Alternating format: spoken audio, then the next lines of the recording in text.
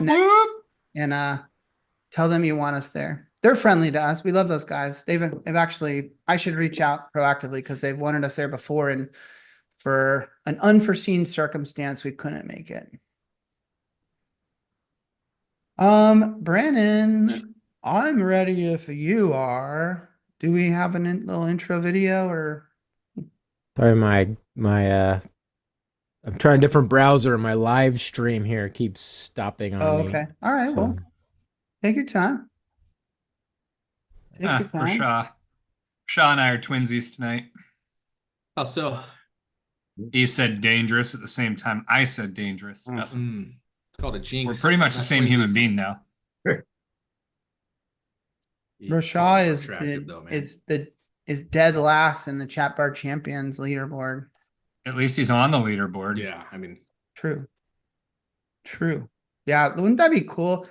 It actually does remind me of Brandon's IT office he had at the old office in San Diego. The old server room, Foster City. Yeah.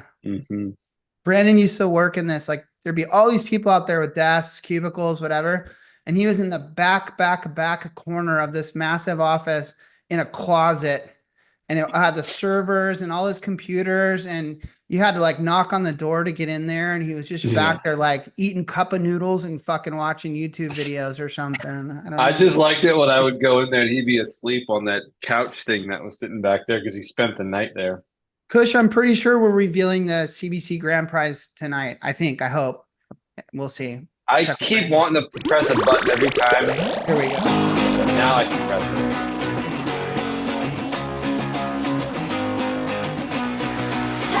Let me up, or you're gonna have a real bad. You're gonna have a really, really bad time, sir. This shit. Let me up, or you're gonna have a real bad time. Welcome, everybody. Did you know that Retireholics is becoming a bit of a thing? The new Netflix and chill, if you know what I mean. Come on. Who's in the mood? You know the mood I'm talking about. Dimming those lights, putting on a little Marvin Gaye on the record player, your Arissa outline book chilling bedside.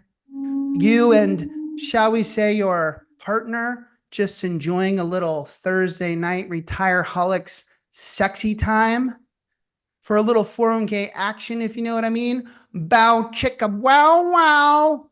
We know our audience. We know what you're up to.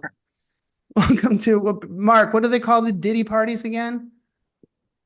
Freak offs? Freak offs. That's right. Welcome to the 401k freak off, everybody. It's another episode of Retireholics. I'm not co-signing that. Nope. You just did. You just did. Underage people and illegal stuff aside. Okay. Those are not part of our freak off. Right. We don't do that. You know where I was? Time out. Sorry, I have to interrupt the show real fast. Hey, Brandon, the buttons aren't working. All right, go on. Brandon, the buttons aren't working.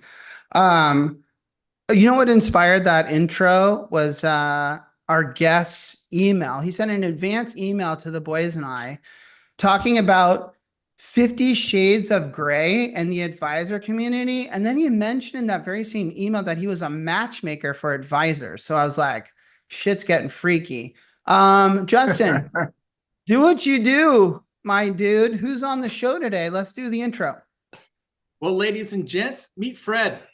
As a strategy consultant, Fred helps companies navigate the labyrinth of retirement planning with the precision of a GPS on espresso. Need therapy? Fred's your guy. He'll untangle your financial stress like a pro, offering sage advice and maybe a shoulder to cry on, depending on how bad your portfolio looks. And when it comes to matchmaking, Fred doesn't just connect people, he matches businesses with their perfect 401k strategy, ensuring they'll live happily ever after with tax benefits. So whether you need a business tune-up, a financial intervention, or a love connection for your portfolio, Fred's a man who can do it all. Joining us today from the San Francisco Bay Area, strategy consultant to retirement plan advisors, Mr. Fred Greenstein. I love that intro. I have to capture that. My pleasure, my honor to be with you, gentlemen. Found something that I'm good at, which is drinking beer. Nice. Yeah. Nice. I feel like we just lost.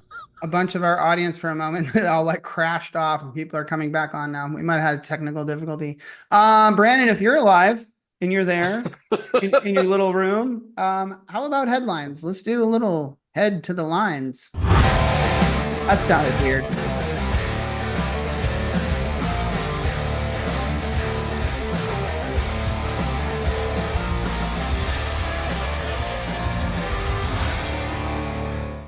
Actually, I'm thinking of it now. Maybe we didn't have a technical difficulty. Maybe I mentioned being the 401k version of a P. Diddy party and everyone just fucking took off. Everyone's like, I was gonna say maybe it's just because Justin's intro wasn't very funny. You know, he was just too serious. It was too spot on and corporate. People were like, no, this isn't good. Win them all. Mark has been on a shit. Well, he doesn't know enough about me. Let me tell here's you. our first headline. Wait, but hold on, Fred. You're in the Bay Area? I am in Pacific Grove, California, which is on the Monterey Peninsula. Oh, I know where that South is. of the Bay That's Pacific Grove is one of my favorite golf courses. Not that we have to talk about sports, but yeah. I played there yesterday. I'm in San Jose. I'm the closest Retireholic to you, so we're like best friends now. Yeah, and as I said, The team, I shot a 78, but I only played 12 holes. I believe that is the poor man's Pebble Beach, is it not? Pacific Grove? No, I call Sharp Park that just because I'm from Pacifica. Okay. So the first headline is a little self-serving, but I think it's fun and I think it's cool. And more important than that, we kind of need our Retireholics community to help us spread the word. Road Guy, do you know what they call the day before Thanksgiving? The young adults on TikTok? Yeah, freak off. They call it. Oh, close. wait, are we not talking about that? Close. They call it Blackout Wednesday. I did not know this until my son went to the University of Miami. And yes, there's. Oh wait, that's real. That you didn't make that up. It's real. I thought you made that up. People get fucked up on the day before Thanksgiving. So we thought, what better day than to release the world premiere of the Retireholics movie. It will be next Wednesday, 1 p.m. Pacific at retireholics.com/the movie. But mind you, everyone, I would like y'all to go to that link ahead of time and register, secure your seat, because that's how we're doing this. We want everyone to register to be there. And if we could use you guys to promote, guys, gals, everyone, humans, to promote this, send this out to your friends, people, put a post out on LinkedIn, do what you got to do to help us do this. But for that tonight, just a little clip, Brandon, a little clip of the movie. Yes? Pack your bags, boys. Meet me out front. We're going to Oklahoma. What the fuck? Guys, meet the mug hunter. Who knew I would make it this far? They hated, they never believed me. Yeah, I would never drop the ball. I know I make it look easy. Yeah, Mayweather with the defense. Does Penchecks have any idea what they're wasting their money on? Don't worry about it, Chad. Just get into the recreational vehicle. We got a mug to find. We're going to Oklahoma. I shoot my shot, wait, hold up. I'm really about to run this go up. You know it's all net when it go up. Ain't got no other plans, you don't need to understand. Chad, you look like you're 10 years younger. I know. Did we film this in 2014? It was about 10 years ago, it feels like.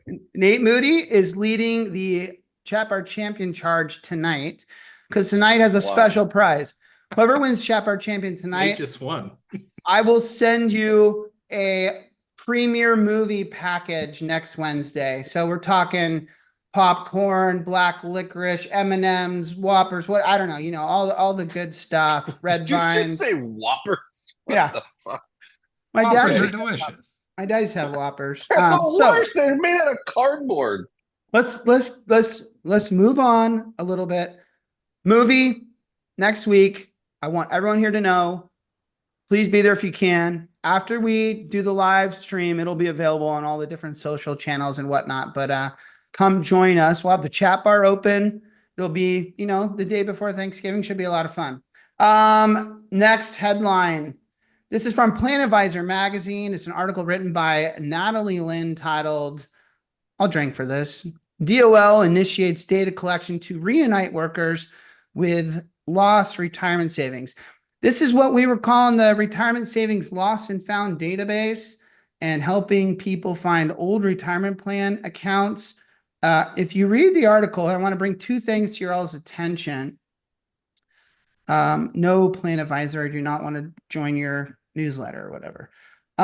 First and foremost, it says, starting Monday, plan administrators, record keepers, and other service providers are encouraged to voluntarily submit data to populate the system, expected to launch by December 29th. And then further down in the article, she talks about this, she being, there you go, Hackler, Lisa Gomez with the Employee Benefit Security Administration, saying that this will need to be a collaboration between plan sponsors, vendors, and the government. So my question, I'm going to take it straight. I'm going to put Fred on the spot here.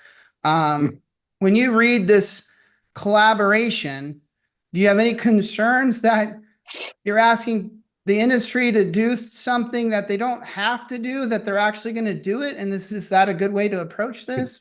Yeah, because record keepers are so good at sharing data. Good point. Great point. Really, strive to do.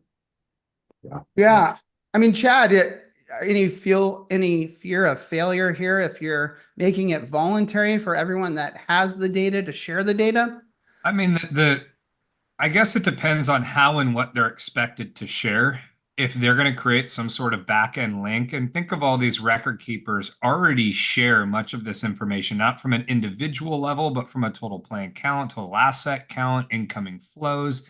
Like there are things that they're putting out there. This would be a little more granular. Yeah. I think this is a good thing as a whole, JD, and I think it's going to work. I do think it's going to work. The concept's phenomenal. When I heard that it was happening, I was like, yay, this is going to be super cool. But now when the details come up, I'm kind of thinking like, and shame on me, I never thought about how they were going to do this. And it makes sense what they're doing, but I'm like, oh boy, you're going to ask us all. The question is how they maintain it, right? We're essentially filing with leftover balances every year of folks who have left, but left their balances behind as an administrator. That data is in the record keeping system. How is it going to be maintained when an employee takes that balance, 2 years later? Is it going to be updated at that point? Who's going to then continue that ongoing feed? I think that's more of what I'm worried about. I believe a snapshot in time is pretty easy for the industry to accomplish. I think anything relevant beyond that snapshot is going to be really difficult. That's a good point. Maintenance can be an issue. I will make an effort as a third-party administrator to look at what they want me to upload in terms of data and in what format and how, and this will be an evolving story, but I just wanted to, it's basically just an update to everyone. Like, we knew this was coming.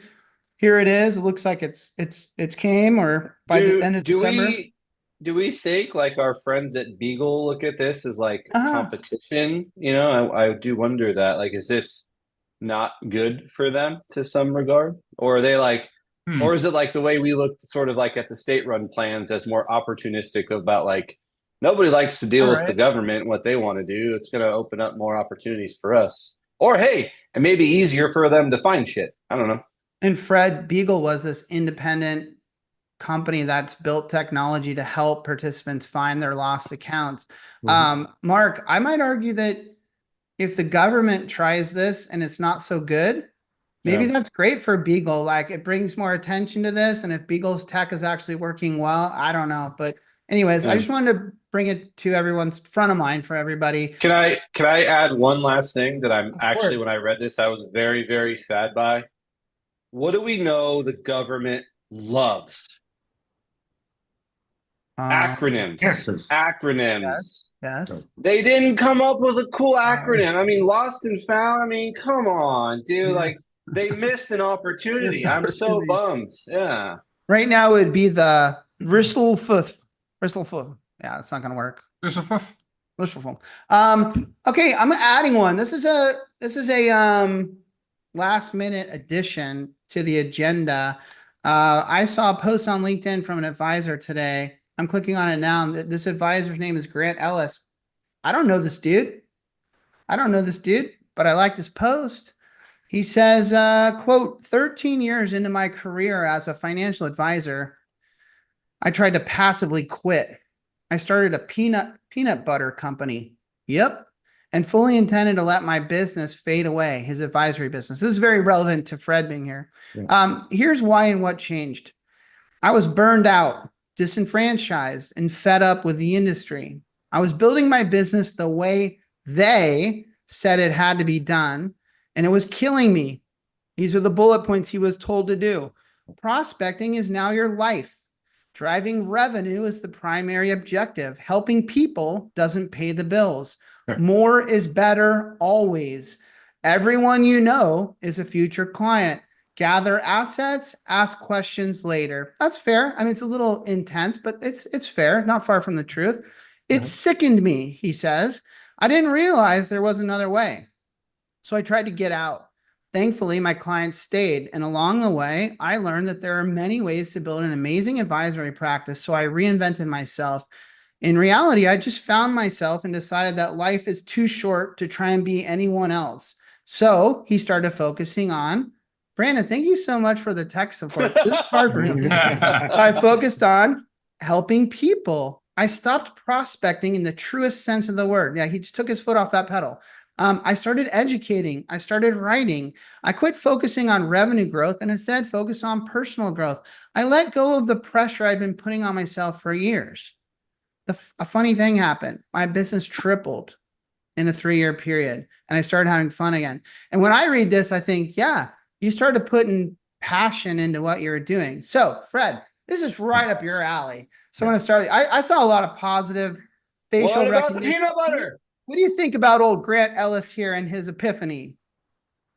Well, Grant, I agree with some of it in that I think that spending your time, the advisors should spend their time in 3 places.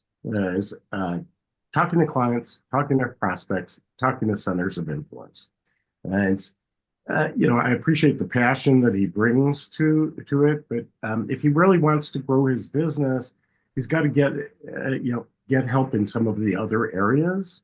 I would say if he really is interested in growing his business, is a lot of the clients. Fred, interested in growing his business, unless he's a lying sack of shit, he 3x'd his business in a small period of time. I mean, maybe I'd be curious as to exactly how that happened.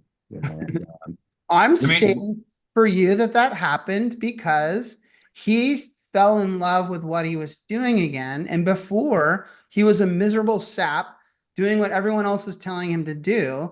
And then he was passionate. He was writing articles. He was helping his clients. I'm imagining that people saw that and maybe he got some more referrals, or I'm being the positive, optimistic guy. I could easily jump on this guy's ass and say sell more as a strategy, but Chad, chime in. Was the peanut butter just a way to get us to read this? Because I don't like the cliffhanger here, guys. I don't like it at all. You want to know what happened with the peanut butter? Peanut butter was his midlife crisis, Mark. Maybe. No, we're just going to assume I don't. Because he went back to doing what he was doing that peanut butter is gone. That wasn't working. What It's a quitter. It's hard to compete with Jif or Look, if you focus in on the 3 timesing the revenue or the client count, like you don't know where he was at that point. Maybe he didn't have a very big book and it was pretty easy to 3 times revenue. But I think you're right, JD. I think what he probably realized is if I am my authentic self and I'm enjoying what I'm doing and I'm putting my energy in the right ways, it's going to lead to a better close ratio. It's going to lead to clients wanting to refer me to other people versus me just being in a robot and following what the industry is telling me to do. I do want to give You've been preaching that for decades, JD. Yeah. He's also saying, focus on building relationships. And as he builds relationships, whether it's with the centers of influence or with new clients, the business is going to grow. I didn't Right. get any of that from any of that. You guys are definitely reading between the lines. I'm reading what he said. He said he did less work and now he's making more money. So that's what I'm going to That's start not doing. true. Actually, starting right now, I'm just going to log off right now and passively I don't know quit if it's this possible show. for you to do less work. And That is not I- in all seriousness, and I know this. That's not what he said. But I do want to give Fred a chance here because I was always taught by my father that you always had to keep your foot on the pedal, on the gas pedal of marketing and sales. And that sticks with me to this day. Like my dad literally said this, and people could accuse this of being wrong, but he said like new sales will solve everything. You know, like as long as you're driving new business, that's going to solve a lot of problems. And I think there's a lot of truth to what he said. So I'd imagine Fred kind of believes in that in a way that you got to be working on that pipeline, and you can't just think being a nice person and being passionate about what you do is going to fill that pipeline. Yeah. And I think my point is that a lot of advisors spend a lot of time doing things that are not going to grow the business. As they like to write their own marketing pieces, or they like to be their IT person, or they have developed this fantastic investment analysis process that they're really wedded to.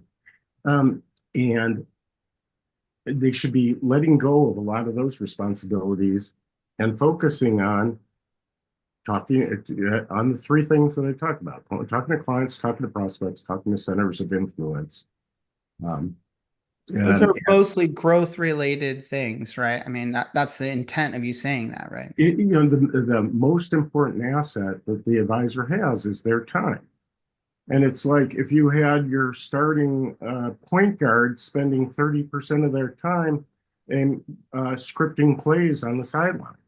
No, you're going to put them in 100% of it, as much of the minutes as you can. So that's what I You're saying focus on things that build the business, the operate on the business, not within the business. Yes. And I get that. I get that. Yeah. Can we acknowledge leverage resources, leverage technology, leverage human resources? As too many advisors are still trying to do it all themselves, figure it all, cobble it together, where they'd probably be better off just joining a team where a lot of those other things are taken care of for them, so that they can spend their time where they add most value. But Chad, can you finish this off for me? You have to admit when you read that there's something pretty like uplifting about that. I mean, he's saying he really hated the way everyone was telling him to do things, and he found a new way that's working well for him. Like, you got to give him a little bit of credit for that. There's two things that I pulled from that on that path. One being, yes, JD, I love that he found something and a way in which he was enjoying doing the work, and that turned into business. On the flip side of things, if I were a client and I read that, I would think to myself, wait, you were just going to sit back and passively retire and sunset my relationship with you when you should have been actively working my book or my investments? Fuck you. You're worried about him starting a peanut butter company? I think I'm paying you. You didn't lower my cost to you since you went off and started doing other shit. See, my namaste brother behind the scenes says he got out of his own way. I agree. Meditate, find your own deal. Like, I think his clients should be happy that peanut butter excursion brought him to where he needed to be, which was a better financial advisor by being more passionate about what he does. Let's talk about the next time he's going to want a peanut butter company. I need proof. I need proof of the peanut butter. Yeah, I'm not. Okay. I want to know. I'm sorry. I just want to know what the concept was. Like, what did you think that you could do to peanut butter to make? Did you add something to it? Did you use some exotic nuts? Like, what were you doing? The peanut butter aisle is littered with stuff. Mark, I promise you this.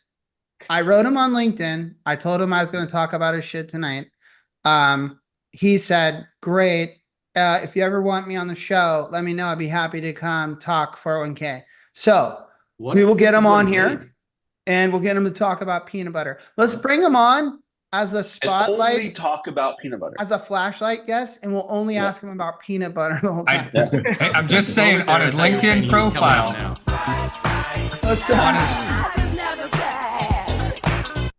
on his LinkedIn profile, there is no mention of being a CEO of a peanut butter company. Wow, skeptic. I get what you're laying down, Mark. Jesus. This is a juicy show, and I like the skepticism. I like it. Let's ramp it up. Let's ramp it up. Let's talk Bitcoin.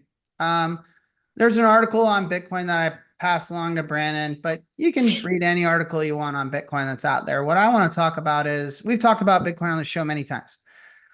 Specifically in the end of 2022, which is just about 2 years ago from now, when Bitcoin had dropped to around $16,000.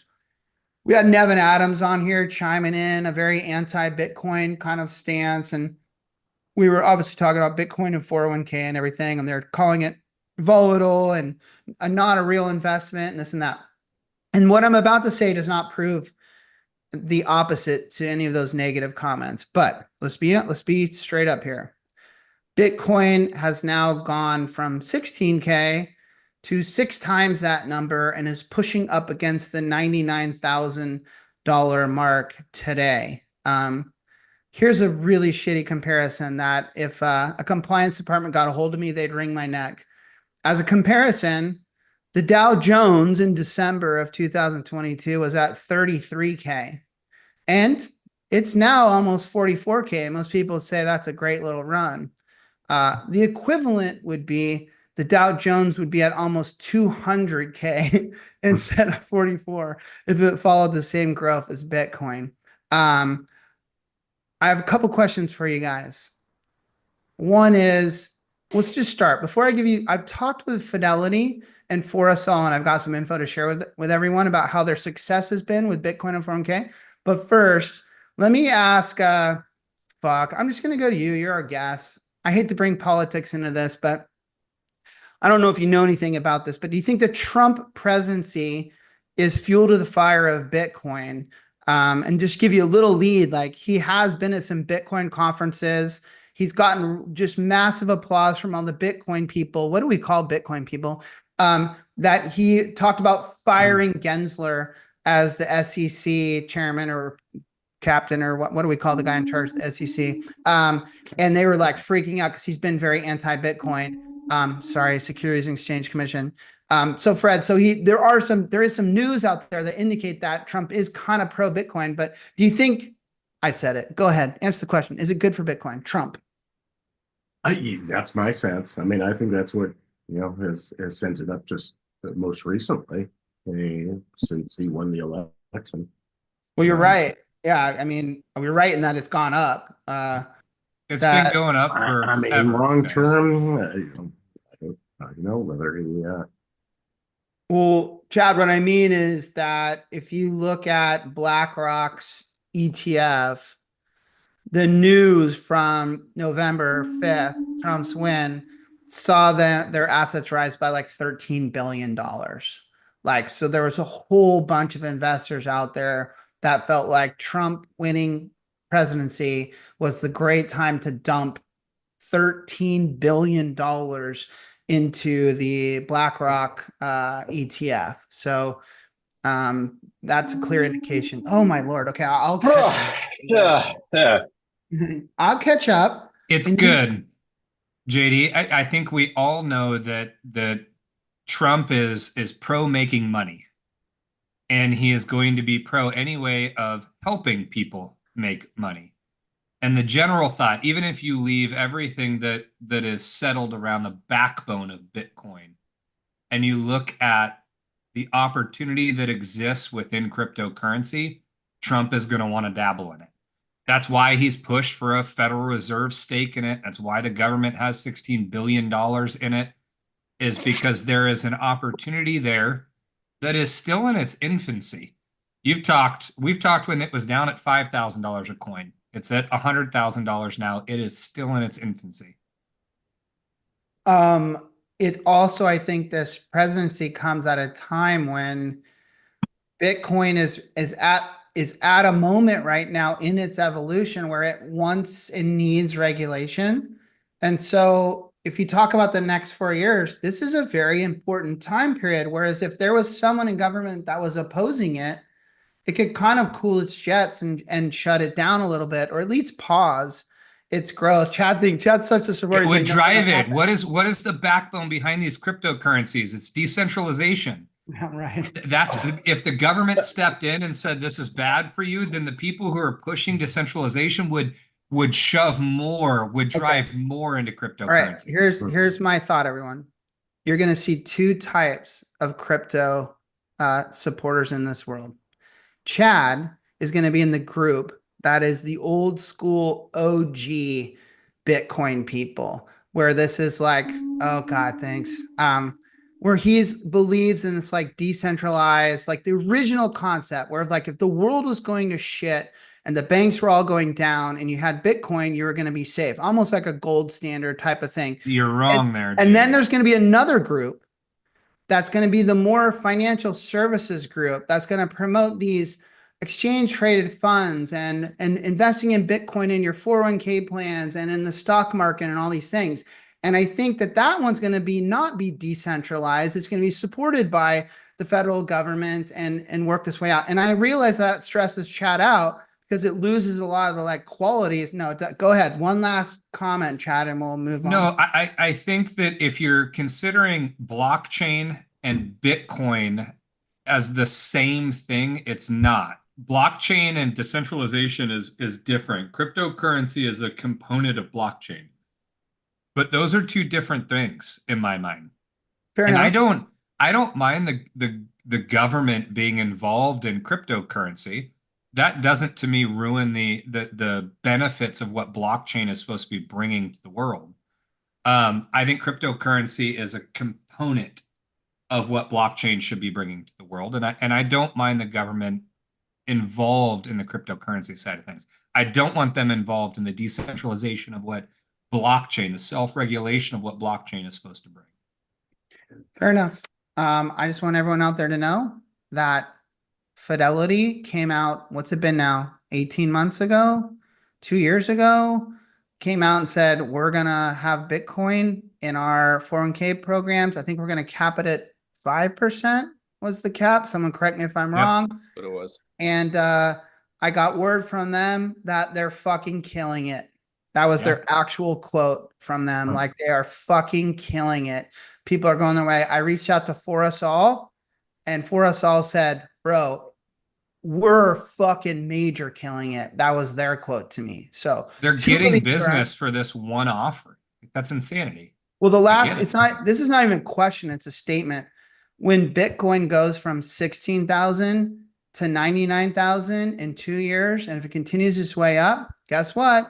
It's going to be in the headlines again. People are going to be talking about it. And you advisors out there, you already know this because your individual clients, your wealth management clients, I'm sure already banging your door about this stuff. But even your 401k plans are going to start asking like, hey, could this be part of our program? Because our employees are asking for it. And for all you people that are still in this chat bar 2 years later saying that it's not appropriate for 401k, Fidelity disagrees with you. And I got news for you. The committee that runs Fidelity and the people that run Fidelity, they're a lot smarter than you in this fucking little chat bar, bro. That's my take. Rob, imprudent. How dare you? Yeah. All right. Just lost the audience. Let's spin the wheel of ice, shall we? Let's spin the wheel of ice. I'm already opening mine like I'm going to lose. The wheel of ice. I did that last show, JD, and I did lose. Oh, God. Brandon's rigging this shit. Yeah.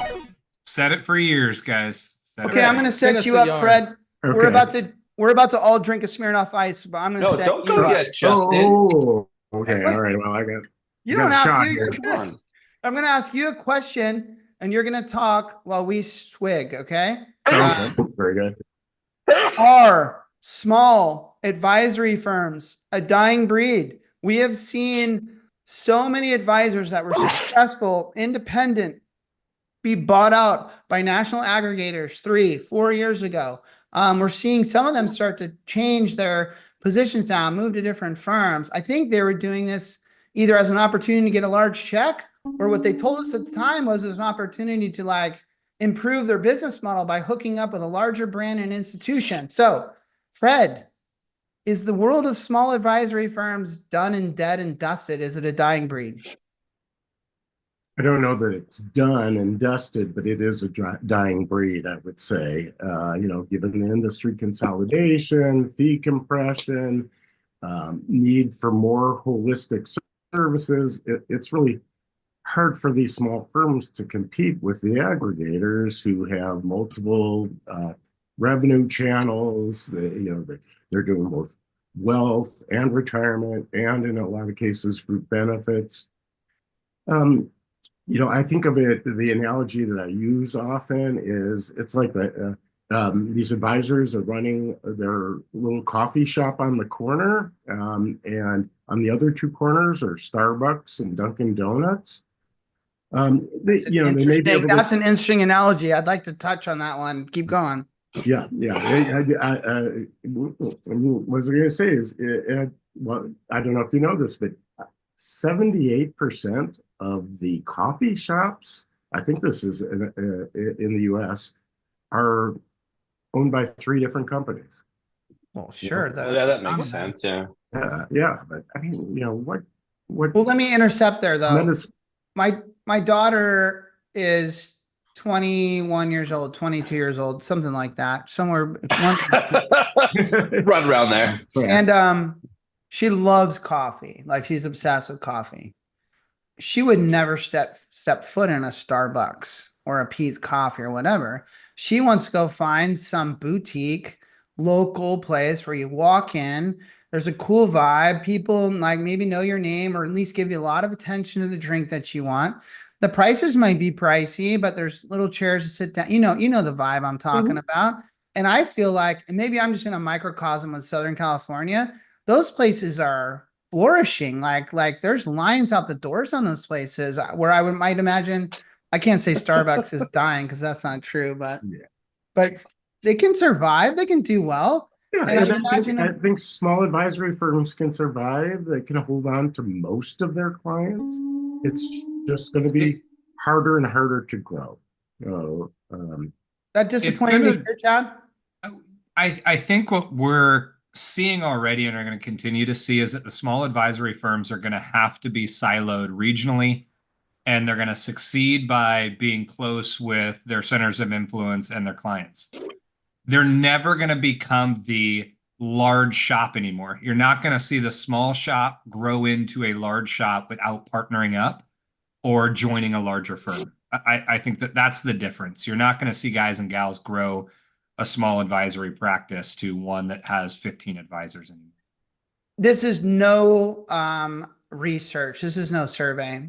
But in the last 2 months, I have been privy to clients of ours leaving advisors, smaller advisor shops, people that, by the way, I think are very capable and do a very good job. And it was kind of a shock for me to hear. And they are leaving to bigger brand names. And for 2 of those 3, I was actually to have a conversation with the decision makers because I was in a tough spot. They were keeping us as TBA and basically replacing this advisor. Yes, damn it. And what they told me was this, and this is going to sound cliche, but I heard this live and in color, like that this new firm was going to be able to provide them a lot more. And in 2 of the cases, not the 2 I talked to, but one of the cases I talked to, it was a firm that was already doing their other benefits. And so it's that classic story of these people are a big firm doing our group health benefits, and we were so happy with them. They were so professional. They were so big. They brought so much to the table that we came to the conclusion like, geez, I wonder what kind of a job they might do on our 401k plan. And this very niche, very successful, very smart, very experienced financial advisor lost the gig. And Fred's there shaking his head in acknowledgement. I have to imagine that those stories are not isolated, and that is happening all across the country. Yeah, there a correlation or to- they, oh, sorry. or you have a solo advisor with a $10 million plan, and what if he gets hit by a bus? That plan sponsor is in trouble. Should have looked twice before he or she crossed the street.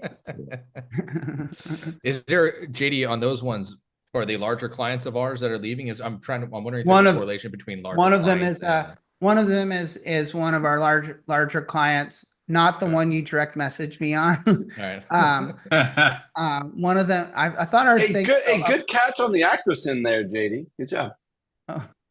I don't even know what I did. Oh, private message. But one of them is one of our larger clients, and the other two are what I would call like medium clients. Like these are, Oh, okay.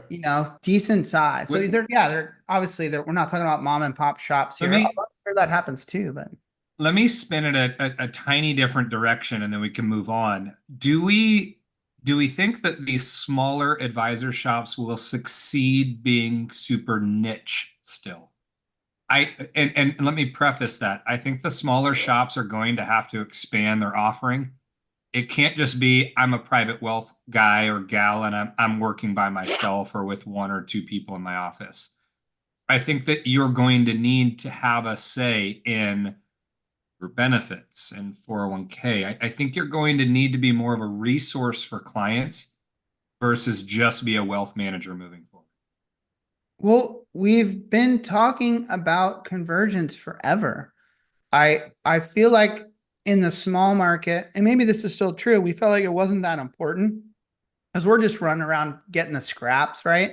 I thought this whole convergence thing was going to happen. This always happens in our industry, like with all the big plans and across the country, but there's still, everyone's going to scrap around and sell and win $1 million plans and startups and 500,000. And they don't give a shit about all these big topics we're talking about.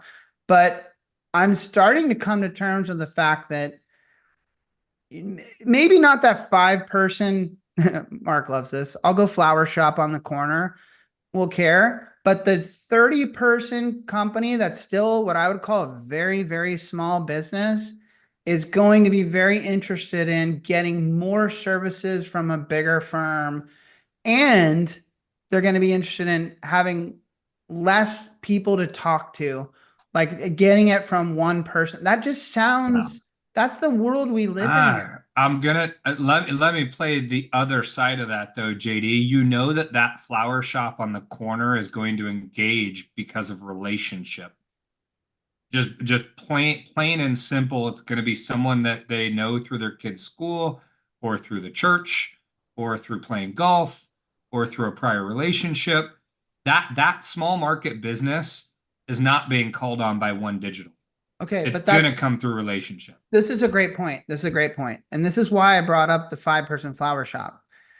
When you get to 30 people or 40 employees, and I know this just kind of in personal experience, right where I'm at right now, and I'm not trying to I brag all the time on the show, so I should brag anyways. But my point is that the flower shop, that person that you have a relationship with that owns the company that you go to church with, fine, they make the decisions.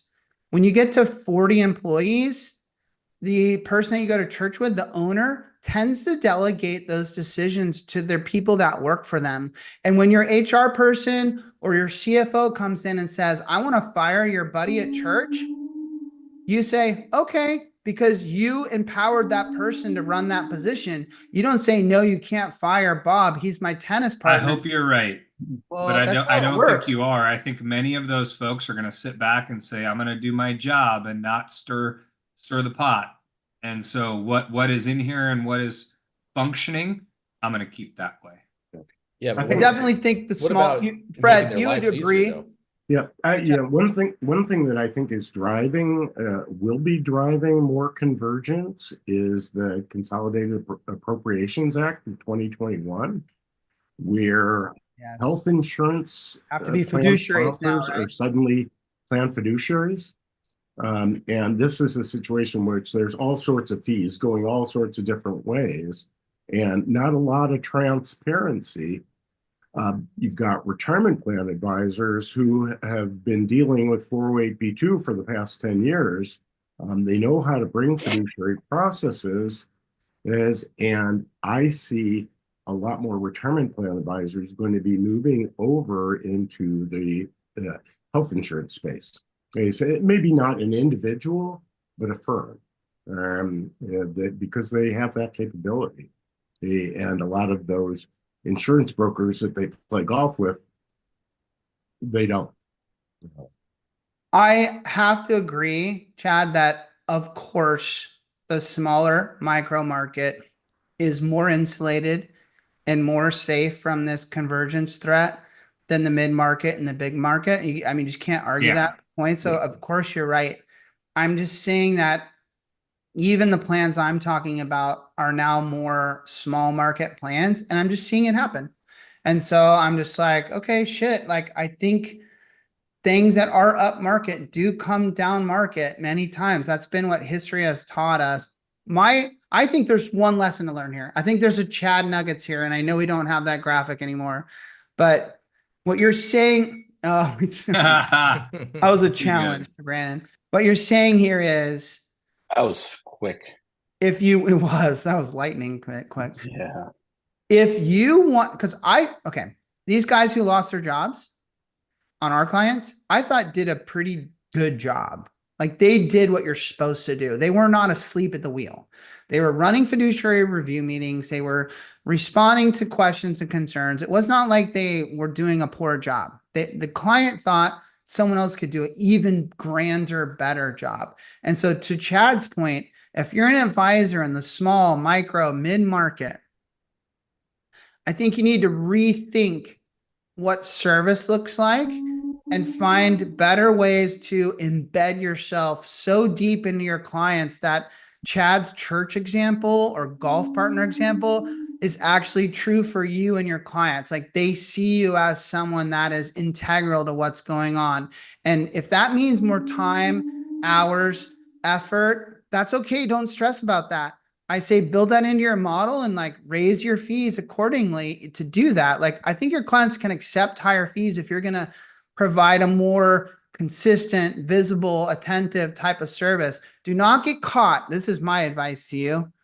Do not get caught in the traditional service model of just doing what you need to do and think that that's enough, because some of your clients are going to think that these bigger institutions can do more, and then you'll end up losing.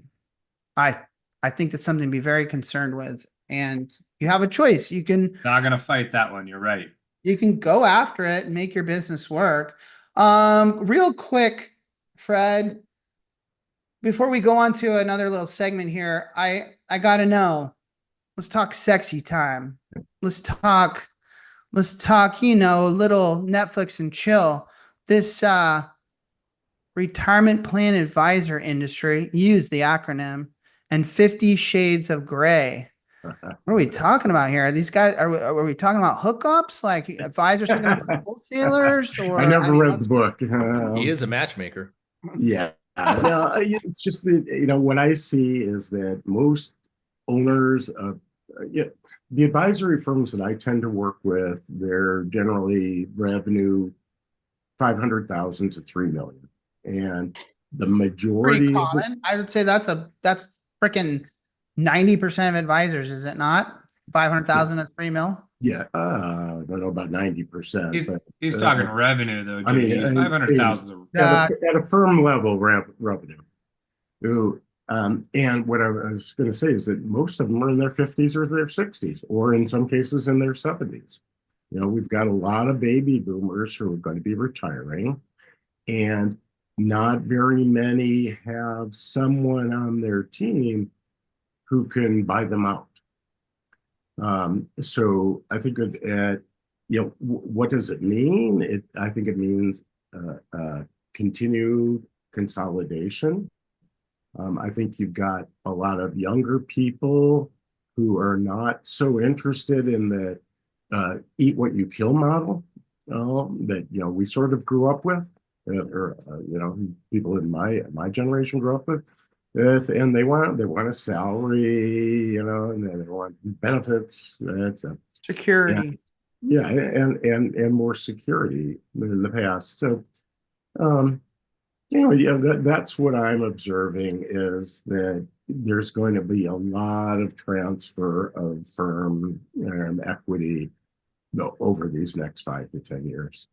Okay, this is interesting to me because I understand if I'm an advisor, I won't name anyone's name, but there's been some recent transactions. But I've built up a good business. Like I was a solid entrepreneur and I built up a firm that was doing 15 million, 20 million in revenue. And I'm 60 years old and now One Digital or whomever wants to stroke me a check and make me a 4-year deal. Like I get that. Like, okay, let me take the check, like this, and I'll, because you're basically selling, I mean, these deals vary, but let's assume the deal means you're selling over your clients to them and then having a job for the next 3 to 4 years. That makes sense to me. But if I'm an advisor like you're talking about, and I'm making, and I'm making this up because I'm a third party administrator. So, but I've built up my little local business with little wealth management, a little bit of 401k, and I'm driving $1.3 million in revenue. And my broker dealer, whatever the name is, taken 10% of that because I worked out a good deal there. I'm not working at Merrill Lynch or Morgan Stanley or like that.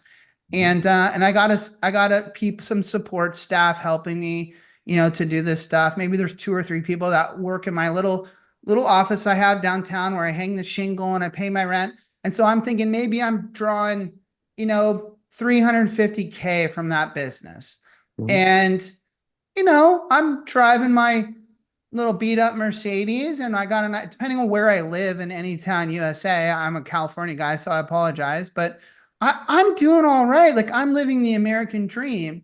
Why would I not just continue that? Because I can't sell my $1.3 million revenue business and really get a big fat check like that other story I made. So that seems shocking to me, that acquisition or trying to be gobbled up into a bigger firm. Like I would just keep doing what I'm doing, and get my check. Mhm. I mean, that's certainly a choice that you have, is to continue Am I dumb? trading in that Am I way. dumb? And but I mean, most of the advisors that I work with, they're interested in growing the business. They're interested in increasing the size of that check. One thing that I think not enough advisors think about is, first of all, they don't start thinking about their exit strategy until too late. Yeah, nobody does. Nobody does. Yeah. And, in a lot of cases, it might be better to merge with another firm before you're acquired. May give you multiple bites at the apple, where you can, sell a portion of your business, perhaps for a multiple of 4 or 5, and then later on sell a multiple portion. Your small higher piece of a bigger puzzle that then even turns into a smaller piece of a bigger puzzle, the math could work out for you.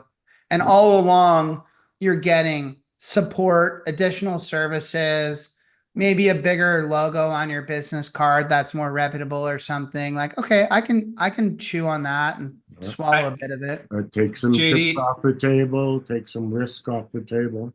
Yes, if I spun that slightly different and I'm that individual with $350,000 of take-home pay, and I have an opportunity to make something up front in selling my book and join and have some residual on the back end, it gives me an opportunity to minimize, to what Mark said earlier, to minimize my workload and continue to make the same income with a bump up front that I now have an opportunity to invest and leverage. Well, and to Fred's I point, think that fits well for a lot of those folks. to Fred's point too, like you don't have any real close circle vision on who's gonna be your exit strategy. So, it's not like that's built for you. So when you see outside opportunities, you reach for them and go, I get it. This is personal for me. Like I really struggle with this because people come to me all the time offering me large sums of money for my company. And usually for me personally, when I do the math, it just makes no sense to me. Like I want to be in control. You're young.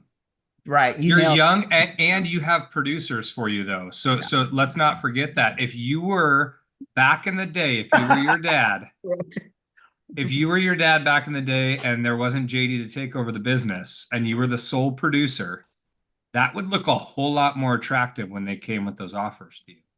Yeah, maybe. I don't know. We should go deeper on further shows. There's a Yeah, lot I of mean, one point I just want to make is that I think most advisors are not really managing this, which is their largest asset. In a lot of cases, it's worth more than their house and worth more than their bank account, and they're not focusing on growing the ultimate value. Fell in love is probably a stretch, but they fell in like with stocks, investments, helping people, financial advising. They're not entrepreneurs. They're not business tycoons. They're not good at running a payroll, running a business, having to deal with all the shit that goes along with that. The biggest issue they run into, guys, and I think we can all admit this, is that they think the value that they're bringing is only themselves and their intellectual capital. They truly believe that I've brought on all these clients because of what I bring to the table and not the process or the offering. And so they're fearful to bring somebody in that can deliver it. JD, please don't be naive and think your dad was any different. Your dad questioned whether or not you could do it. You questioned whether or not I can do it. My dad never questioned whether I could fucking Bullshit. do it. Yeah, bullshit. He totally did. Brandon, Just knock your face. Yeah. brother, get in here and tell this guy he's fucking crazy. Yeah. My dad knew I was gonna Chad? kill it, and I didn't even know what 401k was. I was still sitting on the beach surfing, and he knew whatever I put my mind to, I was gonna knock it out of the fucking park. You, however, we had questions about. We had no idea if you were going to get to where you went. You should have questioned it. Doesn't feel I think so that good, that's does it now, safe. pal? All right, Roby, you're fucking, people are digging you when they're tuning into a show just for your segment. And the only reason they're here, they're like, when is it going to happen? Like, we getting the Lamber game? Huh? Are we getting the Lamber game? That's the past, Justin. Good one. We moved Good on from one. that. Fred, you might want to listen up. I Okay. know you're moving to London sometime soon, kind of going into not retirement, but semi-retirement, working from abroad type of deal. And you always could use a little extra cash on hand. So you may not know this, but we have an investment guru on our team here tonight. This man for 2 years or something like that has been showing us that magic runs through his veins. He's non-human when it comes to choosing investments. Everybody, it's Drunk Stock Tips.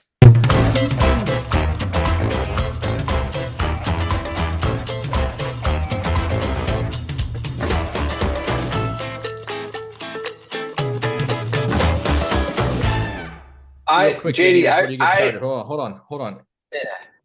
Forgive me. Have we ever done Bitcoin on this? Yeah, well, I'd have to look back at the records. It's definitely not one on my spreadsheet, but I feel like we asked him about it in a certain show, and he not officially. No. Right. I thought for some reason I saw your comment just now. I thought you said not on the agenda tonight. Oh no, and I've it's been on the agenda.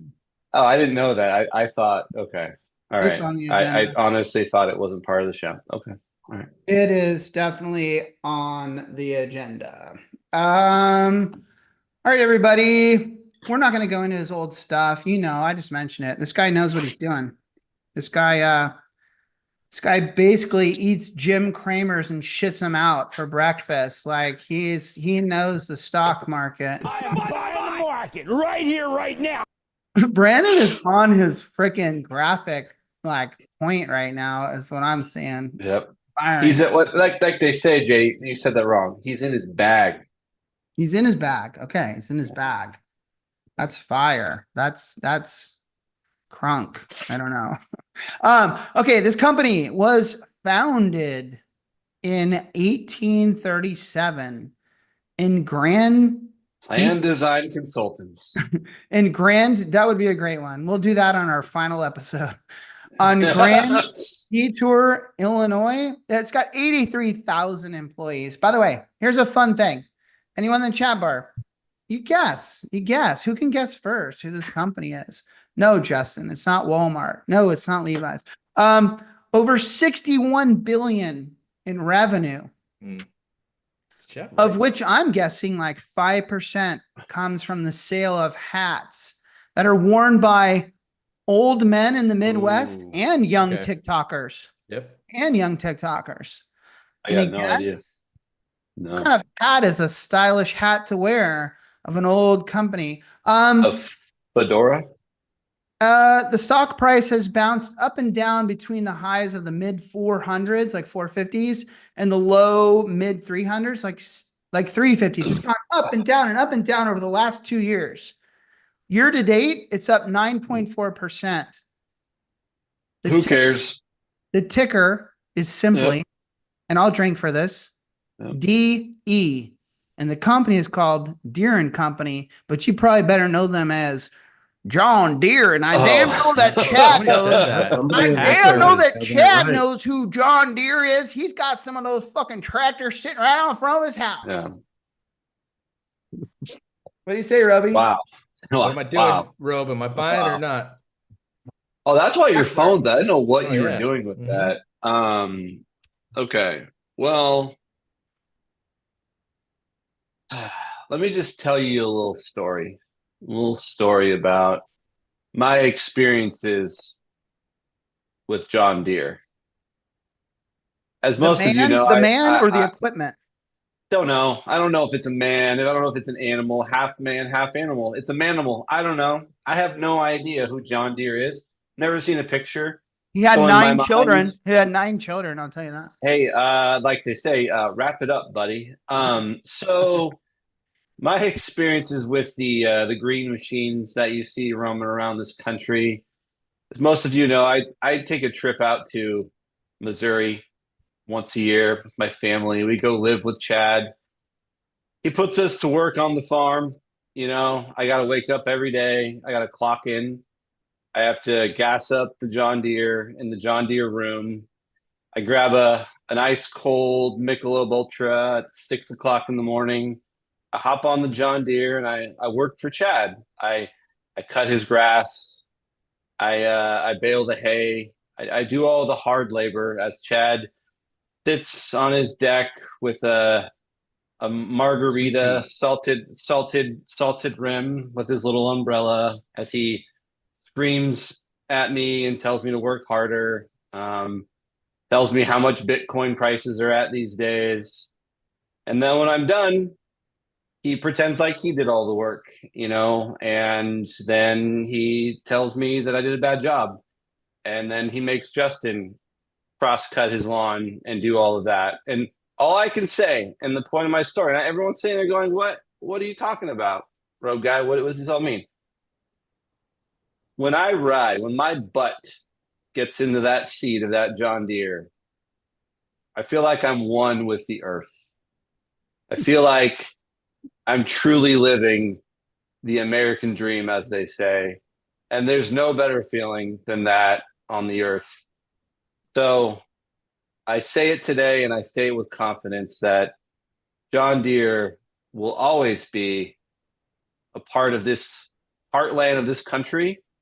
And I will always hold it near and dear to my heart. So you buy this stock, and you buy it not because it's going to grow like Bitcoin.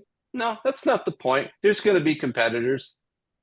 You buy it because Chad has one in his John Deere room, and that's all that really matters. Buy. It's a buy. It's a buy. It's a buy. It's a buy. It's definitely a buy. Really, all right. really pulled on the heartstrings there, pal. What, Justin? Mark, you really pulled on the heartstrings. Every time we get drunk stop tips, I'm in my Schwab account and I'm purchasing. That's what I'm doing. The only one I'm down on right now, and it's since I started this, is Pfizer, and it's about flat. So I'm in here right now. I just want you to know. I was about to send that a lot further down. I'm down on cheesecake, both in my E-Trade account and outside of it. Richard Banzinger, I believe was the guy. I still gotta, he didn't respond to my LinkedIn stuff. I gotta email him. I owe him $1,000. I gotta go down to cheese. Whoa. That was the Walmart's fault, one Fred. of 32 that Roby's gotten wrong. And so I just think Roby's a little off on restaurants. Maybe that's where you got to kind of screen them out a little bit, but sometimes you just got to let time go. I'm imagining sometime in 2025, cheesecake is going to take a fucking dump big time. And we'll realize Roby's genius. It's just, you don't know when it's going to hit. You don't know when it's going to hit. I see a correlation between Cheesecake Factory and Bitcoin. So once Bitcoin pulls back, I love it. I love it. I love it. Okay. We are going to wrap up. Hey, do you have some CBC stuff you're supposed to Yes, talk that's about? what I wanted to, that's what I wanted to do. It's not like the old days, Chad. CBC or CBD? You need a drink. Bust out that Makers. Bust out that Makers. You got Is two that of his them, first actually. one? No, he has two. Yeah. That's Yeah, his that is first his one. first one. That's his first He one. waited till the My end of the show. IPA here too. Yeah, there's the third one. Hit He him doesn't again. get it. Hit him again. He just said, I don't know what it stands for. India Pale Ale. Yeah, thank you. Yes, we're gonna do Chap Our Champion. I think, Brandon, do we have a image for the annual Chat Bar Champion? Can we reveal that tonight? Yes or no? We'll all wait in suspense. I'm Brandon? getting much better with silence. Brandon goes black on the screen. That's intimidating. Jesus. Maybe it's supposed to be a drum roll. 2 to 18. No? No one has sent me anything. Was I supposed Okay, to we don't get have a- the image. Okay. Do we dare describe it? No, Okay. no, I don't. Just Let me just say this. We will, Brandon, we can promise everyone, we will have photographic proof of this prize on the next show. And it is without giving it away, let me just say well, we all know who's going to win. it's And a it's- work of art. It's a work of art that he's going to hang proudly in his home. And it's just fucking phenomenal. So we'll leave it at that. But I don't know who's going to win. I don't remember the last time we saw the leaderboard. It was Hackler. we'll have Was it Hack? He's got a massive lead on everyone. I hope it's a replica. You know of what would be one of, really cool though, JD? Wedding Crashers. Let's say Hackler's up at like 1,000 points. Make the very final one like 1,001 and then award somebody else. No, it's done. It's done. He won. And in dead last place is Brian Brashaw of Rashaw wins my vote for tonight, Mosaic. though. of Osaic. Oh, does he? We're going to get to that He next. does.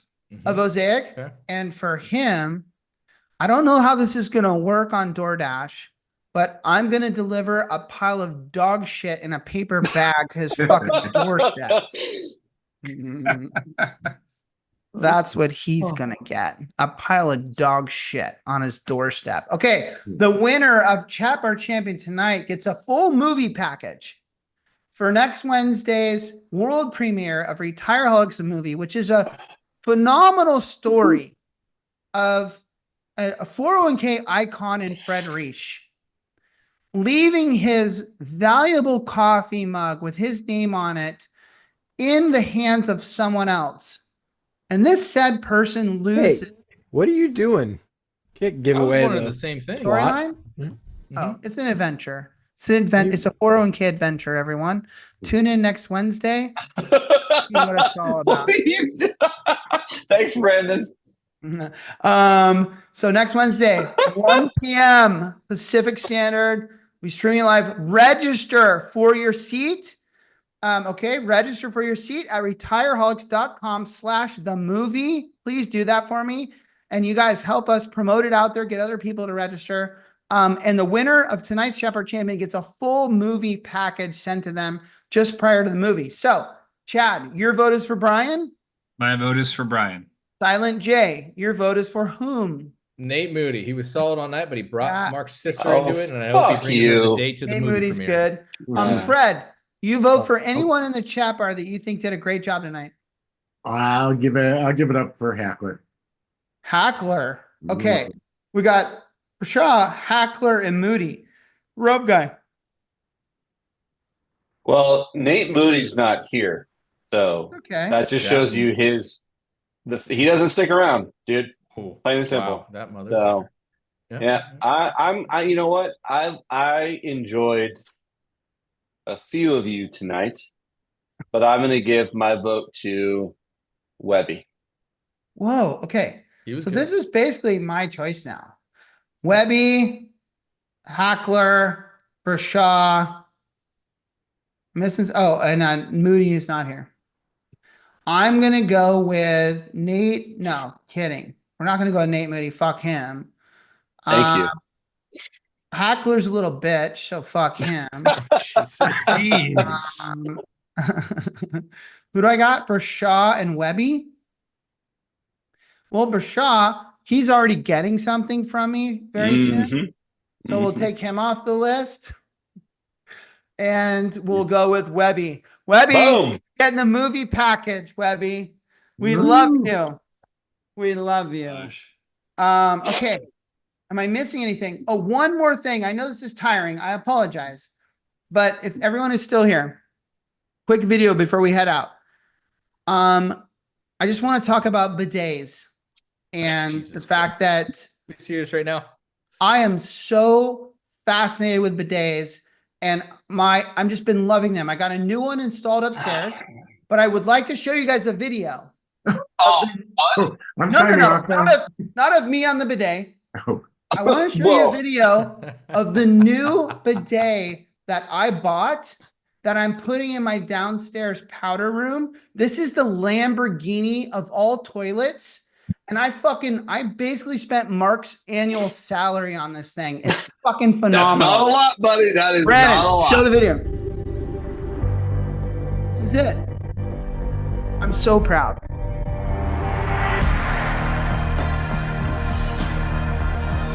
It looks like a Cybertruck. It's in a box in my garage right now. I can't wait to shit on that thing. Experience Brandon, our load it most up. advanced smart toilet yet. Numi 2.0. Only from Kohler. Bro, it plays Whoa. music. It plays music. And it That's lights a up. Okay. $10,000 toilet, dude. Don't you have a phone for Are that? you fucking serious right now? Everyone, thank you for tuning in to another episode of Retireholics. My name is JD Carlson. I am joined by Justin McNeil, Silent J, Chad Johansson, Nerdy Chad, Mark Palmini, Robe Guy, and our very, very esteemed guest, Freddie G. We love you. Thanks for tuning in. Don't forget, next Blackout Wednesday, you get a bonus Retireholics fucking thing. The movie live streamed Wednesday, 1 p.m. Pacific time at retireholics.com/the movie. Register and get your seats. And I will back up what Ed just said. Peace out, fam. Play some music, Brandon. Let's get the fuck out of here. Yeah, play it from your toilet.